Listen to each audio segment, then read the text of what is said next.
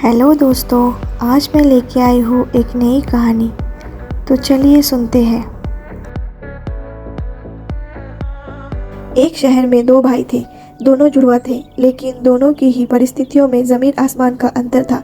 एक भाई शराबी और अपने बीवी बच्चों के साथ रोज़ मारपीट करने वाला था। मोहल्ले में रोज़ उसके घर से मारपीट और गालियों की आवाज़ें गूंजती थी। वहीं दूसरा भाई शहर का नामचीन व्यापारी था। पैसा और शोहरत दोनों उसके पास भरपूर थे।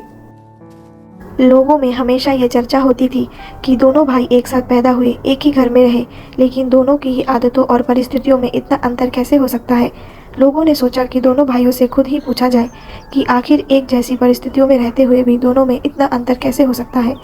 लोग पहले शराबी भाई के घर पहुंचे। वो अपने घर में शराब पीकर हंगामा कर रहा था और बीवी बच्चों के साथ मारपीट कर रहा था। लोगों ने बीच बचाव किया और उसे समझाया। लोगों ने उससे पूछा, तुम ऐसे क्यों हो? तुम्हारा भाई तो इतना अच्छा और सभ्य इंसान है, तुम उसके जैसे क्यों नहीं हो? शराबी ने कहा, इसका कारण है मेरे पिता। वो भी रोज़ शराब पीकर ऐसे ही हमारी माँ और हमारे साथ मारपीट करते थे। मैं उनसे यही तो सीख पाया, क्योंकि बाकी ज़िंदगी में तो उन्होंने और कुछ किया नहीं। लोगों को जवाब मिल गया। अब वे दूसरे भाई के घर गए। वो किसी काम में व्यस्त था।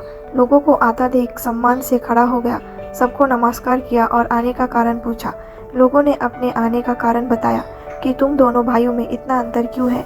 तो उसने भी जवाब दिया कि ये अंतर हमारे पिता के कारण है। लोगों ने कहा, लेकिन तुम्हारे पिता तो शराबी और हिंसक थे, जैसे तुम्हारा भाई है, तो वो तुम्हारी तरक्की का कारण कैसे हो सकते हैं? उसने जवाब दिया, जब मेरे पिता शराब पीकर हमें और हमारी माँ को मारते थे, तो मैं हमेशा यही सोचता था कि मुझे उन जैसा इंसान तो कभी नहीं बनना। मुझे अपने लिए कोई अच्छा रास्ता चुनना है। तो मेरे पिताजी जो काम करते थे, वो सब मैंने अपने से दूर ही रखा। वो काम पर नहीं जाते थे। मैंने तय किया कि मैं काम करूँगा। वो पैसा शराब में उड़ाते थे। मैंने तय किया कि मैं कभी शराब को नहीं छूऊंगा। ऐसे ही मैंने उनकी हर गलत आदत को अपने आप से दूर कर दिया। लोगों को समझ आ गया कि एक ही माहौल में दो अलग तरह के लोग पर अलग अलग असर हो सकता है।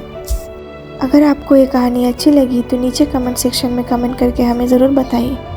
ऐसी कहानी सुनने के लिए मेरे चैनल से जुड़े रहिए।